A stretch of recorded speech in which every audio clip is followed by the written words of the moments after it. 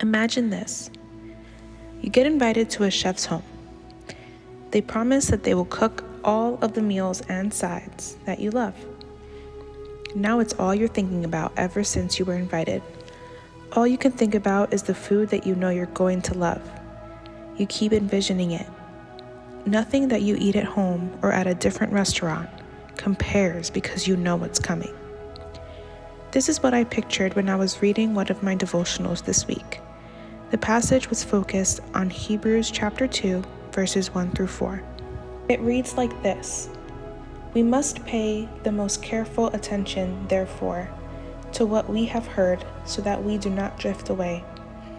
For since the message spoken through angels was binding, and every violation and disobedience received its just punishment, how shall we escape if we ignore so great a salvation?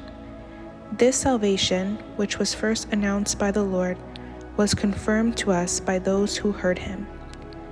God also testified to it by signs, wonders, and various miracles, and by gifts of the Holy Spirit distributed according to his will." When we go to church, we are literally going into God's house. God in this illustration is the chef. All week long, and probably for much longer, he is preparing an amazing experience for us when we arrive. But I think sometimes we, including myself, forget where we are every Sunday morning. We walk into the building and immediately we start thinking about what we have to do that week, or we start looking at our phones. Anything that will distract us. And you know why? Because we are greatly distracted by so many things. Our worlds are flooded with social media, Netflix, music, texts, snaps, etc. Imagine this then.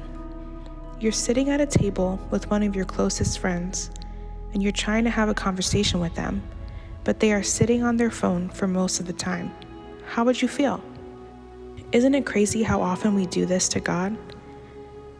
But he is so forgiving, unlike us, that he still pursues us no matter how much we ignore him to be on our phones.